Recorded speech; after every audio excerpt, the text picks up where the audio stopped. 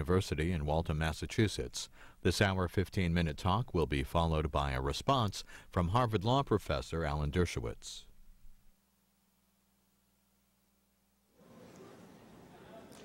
Thank you, everyone, and good evening. I want to extend a warm welcome to everyone who has taken the time out to come here today, and a particular warm welcome to those who are joining us on our webcasts, and indeed an apology for those who could not make it to be with us in person today. Mr. President, a particular welcome to you. We're delighted that you've come and chosen to talk with us here at Brandeis about your latest book. And I want to assure you that you will not be disappointed in the interest, the passion, and the challenge that will be shown to you by our Brandeis community. We look forward very much to hearing what you have to say, and particularly your understanding on how to move the Israeli-Palestinian dilemma forward, and also your opinion about why your book has been so controversially received in so many areas, so many places. But to give a formal welcome to you, I'd like to call upon my colleague, Professor David Hackett-Fisher, who is a star among the stars at Brandeis, a Pulitzer Prize in History for the book Washington's Crossing in 2006, I assume you have all read it, and the Irving Kristol Prize from the American Enterprise Institute in 2006. The first one was 2005. David, please.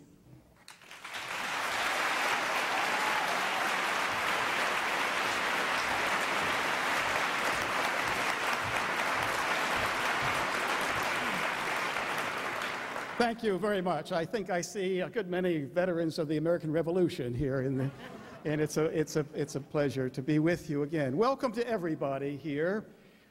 This is an event that rises from a Brandeis tradition of inviting leaders to meet with our students who we think will lead in the future. It started at the very beginning of the university. We had it as part of the curriculum, a formal course called Gen Ed S. S stood for senior. And it was a required course. All the seniors had to take it.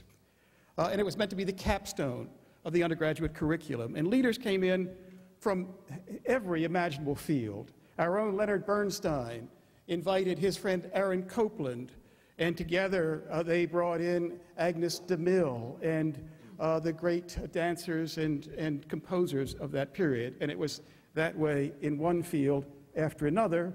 And the theme was always the same, of learning from leaders. We did it again in another colloquium that was run by a member of the Brandeis faculty, Eleanor Roosevelt, who had a professorship in international relations. And she invited leaders to come in. In fact, I think we could say she summoned them. John F. Kennedy was summoned 3 times to talk about subjects of high importance to Eleanor Roosevelt. He found himself on one occasion discoursing on the status of women in America.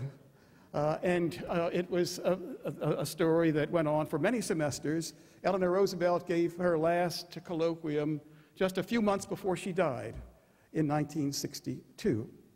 So our guest today, Jimmy Carter, is invited here very much in that same Brandeis tradition. He has been a leader in at least 4 or 5 careers, depending on how one counts. First in the nuclear navy, and in all of these fields, I think there was a single central theme of service to others, a service to large purposes, to great causes. After the nuclear navy in 1953, he resigned his commission to serve his family in a time of need. And that took him back to Georgia when things were changing very rapidly in the South after 1954 and Brown versus Board of Education. And his next career was in Georgia politics. And as governor, in his inaugural, he gave a speech that shocked the people of Georgia. He said, "The time for racial discrimination has passed, is over." And it is said that Jimmy Carter was the first governor in the Deep South to say such a thing. In the presidential campaign of 1976, he took on George Wallace in the Florida primary, and Jimmy Carter won. And it was a great moment in American history, and particularly in the history of the South.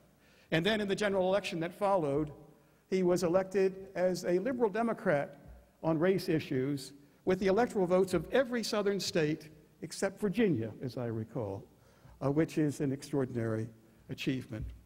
And then to the presidency, another career.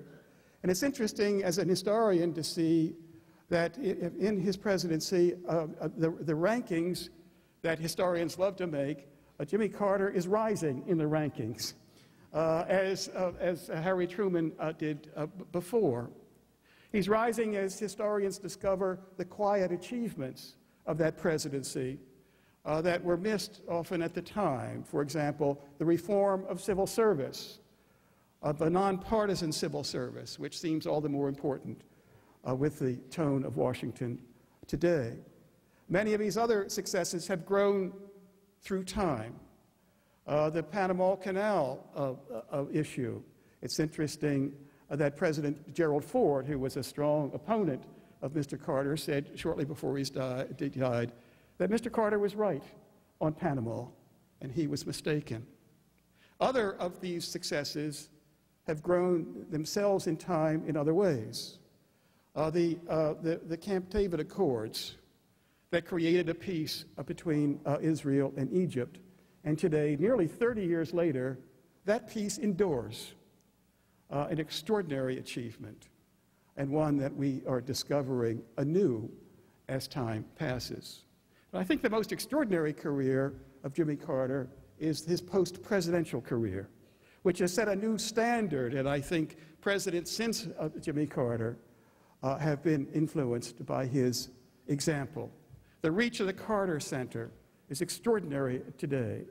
In health, the most of its money is spent, I believe, on health programs, but also beyond that on democracy, on questions of peace, and particularly peace in the Middle East, in which he has been engaged for 33 years, by my reckoning, even before he became president. And that brings us to the book that has brought us all together today. If you haven't read it, I hope you will. It's a quick read, and it took me by surprise. It's very different from some of the versions that you will have heard about from friends and foes alike. It's a very serious book. It's a very thoughtful book. It's a strong argument, and I found myself sometimes arguing back. But as I read through it, I found it often inspiring, sometimes infuriating, but always enlightening. And it tells us much about that peace process in which Jimmy Carter has known most of the major actors, many of the events, in an intimate way. And it poses a question for all of us, a question what we who are people, I think most of us who care deeply about the people of Israel, the people of Palestine, what can we do? Is there anything that we can do about this intractable problem? And I think the answer is that we can begin by listening. We can listen to people whose thoughts are different from our own. We can begin by trying to learn from people who see things in other ways. And that's the way and the spirit of these Brandeis colloquia in which leaders and students are brought together. We can all learn from Mr. Carter's experience. We can also learn, as our conversation continues today, from the Brandeis students who are very much in the habit of teaching their teacher. And they are interesting, I think, in that they will be the leaders and they can give us, in their thoughts, clues for the future that's to come. So without further ado, let me invite you all to join me in a warm welcome for the 39th President of the United States, Jimmy Carter. Thank you. Thank you very much. Thank you. It's a pleasure to have you here.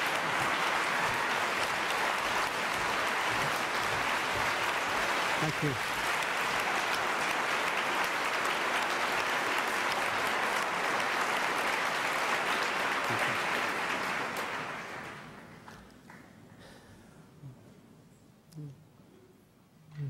David, that was a beautiful introduction. Thank you very much.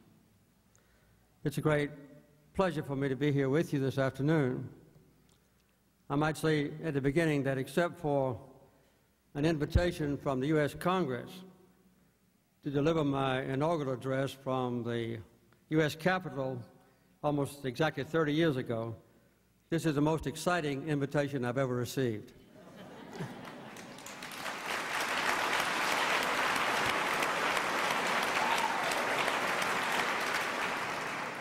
And it's gotten almost as much publicity. But I've been cautioned by the students and others who invited me to leave plenty of time for questions at the end, so I'll do that. As a matter of fact, I don't often write my speeches, but I decided to this morning. I read over it before I left home, Plains, Georgia. It took 15 minutes without any pauses for applause, so I can predict to you that I'll be ready to answer questions in about 15 minutes.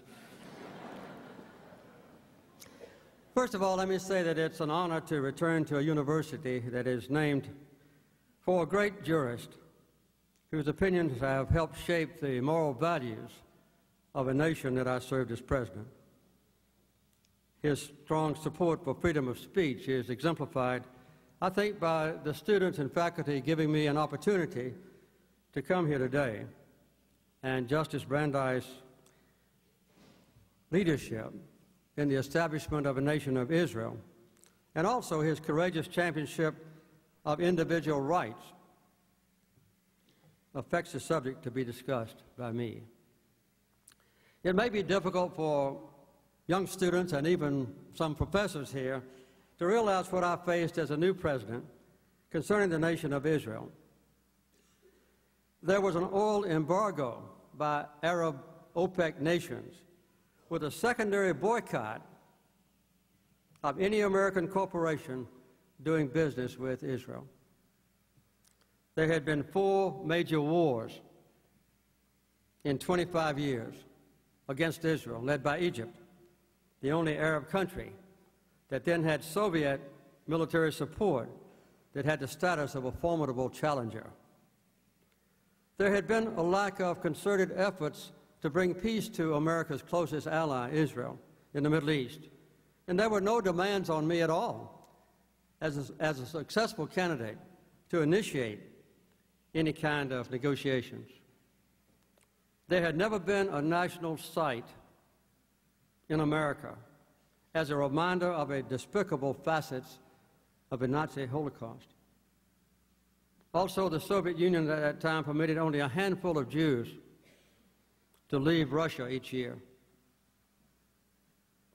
After becoming president, I began to communicate publicly with noted human rights heroes like Andrei Sakharov, and to confront Soviet leaders at every opportunity I had with them on behalf of Natan Sharansky and others. This increased tension between me and President Brezhnev, president of the Soviet Union then. But within 2 years, annual Jewish immigration to America from Russia increased to more than 50,000. I was grateful when Sharansky was released, and he gave me credit for having saved his life. We also supported a very controversial law sponsored by Congressman Ben Rosenthal that prohibited secondary boycotts against Israel, with severe penalties against any U.S. corporation that violated the new law. And in 1978, on Israel's 30th birthday, on the south lawn of the White House with Prime Minister Begin there and hundreds of rabbis from around the country, I announced a commission of 50 members to establish a Holocaust museum with Elie Wiesel as its chairman. And the Holocaust Museum in Washington is a tribute to their good work.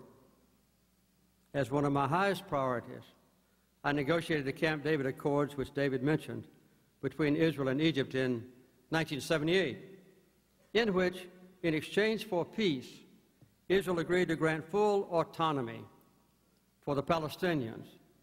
I wrote autonomy, and Prime Minister Begin said, "Why don't you make it full